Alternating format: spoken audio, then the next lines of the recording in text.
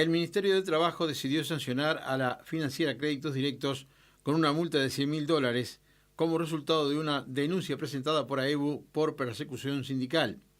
En el portal del sindicato se informó que la cartera consideró como probado que la empresa privada desestimula y discrimina a los trabajadores afiliados al sindicato bancario. Tanto el gremio bancario como la empresa presentaron sus respectivos testigos. La sanción a Créditos Directos fue de $100.000, es inapelable y tiene 10 días para abonarla.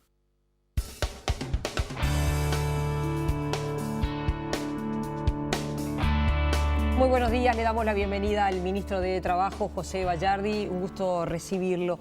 Ministro, ¿es muy frecuente esta situación que se generó con esta empresa que fue denunciada por el sindicato y que una vez reunidas las pruebas, el ministerio decidió esta multa?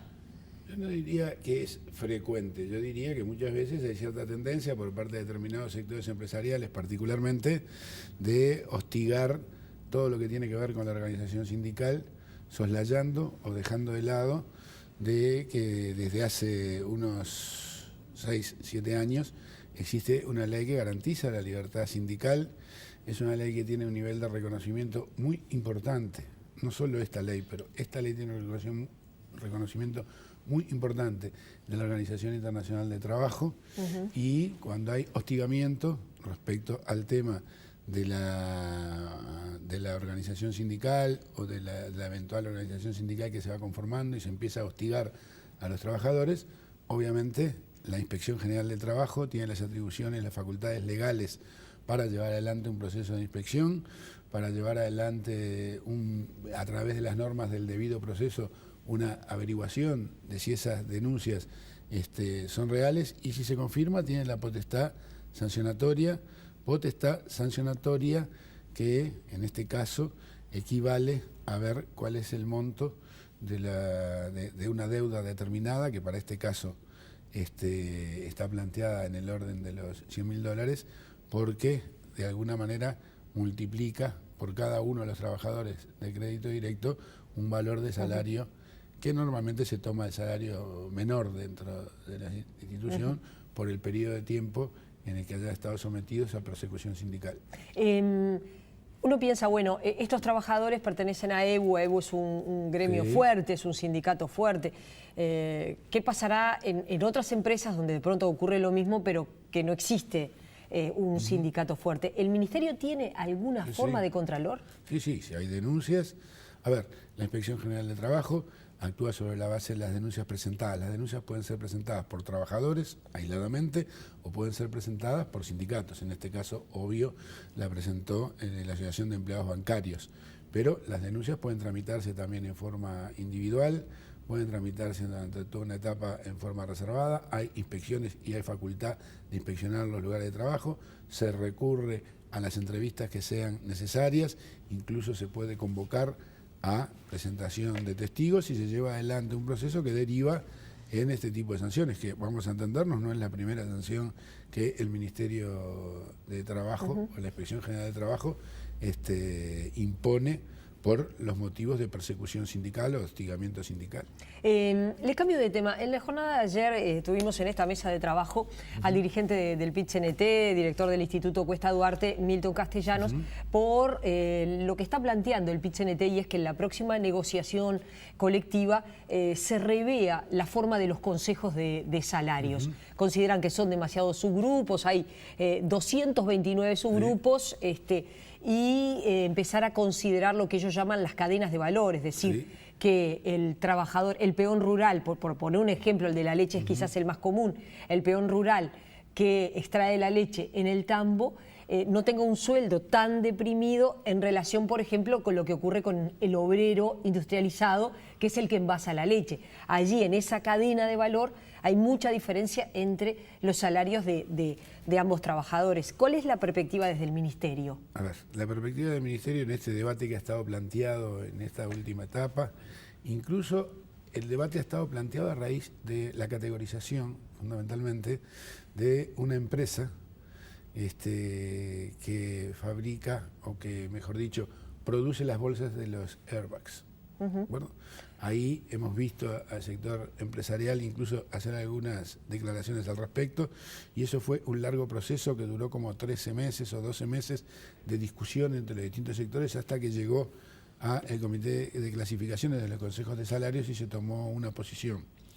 En este caso se trataba efectivamente de un proceso industrial que era textil, ¿también? Y de un producto que era una bolsa. Ahora bien, el Ministerio de Trabajo tomó posición en función de que ese producto que era textil y era una bolsa, en realidad esa empresa no hacía otra cosa desde el punto de vista textil que esa bolsa, que derivaba luego en que eso fuera la bolsa de los airbags de los autos, ¿de acuerdo? Pero la posición del Ministerio estuvo determinada particularmente por el tema de que esa empresa tenía una exoneración que correspondía a la industria automotriz, un reintegro que correspondía a la industria automotriz, y en ese sentido alineó de cambiarla del grupo textil a la industria automotriz. ¿De claro, acuerdo? es decir, la empresa tenía los beneficios de la industria automotriz y pagaba los salarios de la industria textil. Muy bien. Nosotros frente al tema... Y a partir de ahora tiene que pagar los laudos de la industria automotriz. Exactamente. Nosotros en ese tema decimos, bueno, veamos el tema caso por caso, punto 1, analicemos los fundamentos que presentan los trabajadores, analicemos los fundamentos que presentan de alguna manera los empresarios, y nosotros vamos a ir teniendo posición caso por caso, como ministerio. De todos modos hay que incorporar a la discusión este tema, porque hoy hay cadenas integradas que muchas veces no están localizadas en un mismo territorio, en un mismo país, en una misma región. Y esas cadenas implican que lo que se produce debe de alguna manera cumplir en tiempo y forma las entregas para el proceso global de producción. Entonces, esto tenemos que incorporarlo también a la discusión y estamos dispuestos a discutirlo. Pero prima facie nosotros no tenemos una definición a priori tomada dentro del Ministerio de Trabajo, y me consta por las declaraciones que también ha hecho el compañero Roberto Kramerman, que tampoco las tenemos en el Ministerio de Industria, sino que estamos dispuestos a analizar el tema, pero estamos dispuestos a discutirlo desde el punto de vista del Ministerio de Trabajo en el Consejo de Salarios, en los Consejos de Salarios y en la Comisión de Clasificación del propio Consejo. Los industriales, la Cámara de Industrias, se quejó de este planteo del PIT-CNT y le preocupó que la decisión quedara únicamente en manos de la central sindical y del Ministerio de Trabajo sin la participación de los empresarios. No. Los empresarios participan en todos los niveles del tripartismo en este país. O sea que decir que en realidad no hay participación de los empresarios no es verdad. Y en el caso de Takata, porque yo no me quiero enojar con las declaraciones de los empresarios, en el caso de Takata es obvio que si tengo una exoneración del sector automotriz y bien hago una sola cosa, bolsas de airbags, esa exoneración del sector automotriz en realidad condiciona dentro de qué lado tengo que estar. Porque cuando uno come el postre, los niños pueden agarrar la frutilla. Los adultos agarramos la frutilla, la crema, y también a veces si se quemó un poquito el piso de la torta, también no lo comemos, no lo dejamos. Seguimos conversando esta mañana con el ministro de Trabajo y Seguridad Social, José Bayardi. Ministro, me decía que esta tarde va a haber conferencia en el Ministerio a raíz de datos sobre los consejos de salarios para el sector de las empleadas domésticas. En este país los consejos de salarios se instalaron en 1943, fueron suspendidos durante el gobierno del doctor Lacalle en la década del 90 y se reinstalaron en el año 2005 en adelante. Si bien el Uruguay tuvo desde principios del siglo XX una legislación muy avanzada en materia de derechos laborales, para lo que era el contexto, rurales y domésticas, durante todo el siglo XX lo navegaron prácticamente sin derechos, y a partir de la instalación de los consejos de salarios en el 2005 y la ley de trabajo doméstico del 2006 se empezó a habilitar los consejos de salarios para los rurales y para las domésticas. En el consejo de salario de las domésticas, en el último consejo de salario de las domésticas, se acordó que incluso va a haber un día de las trabajadoras domésticas, que es el próximo 19 de agosto. Quiere decir que ese 19 de agosto se paga jornada doble. Un feriado no laborable, por lo cual si se trabaja se paga doble. Y se puede no trabajar también. Se puede no trabajar. Y en ese sentido nosotros queremos presentar en forma previa a una actividad que va a haber el 19 en la Torre Ejecutiva, hoy también va a ser en la Torre Ejecutiva, con el BPS, con el Sindicato de Trabajadoras Domésticas, con las empleadoras y con el Ministerio de Trabajo algunos elementos de lo que ha sido este proceso de negociación colectiva en los consejos salarios, que ha permitido una recuperación del orden del 97% en términos de salario real en todo este periodo. Los mayores problemas es salario bajo y la formalización, Bueno, es decir, muchas que no están a eso formalizadas. Iba al incremento de salario real y al tema de la formalización. Y si bien ha habido un incremento muy importante desde el punto de vista de la formalización en la seguridad social, con todo lo que tiene de derechos, ¿no? El seguro de desempleo, el seguro de enfermedad. ¿Cuánto aumentó?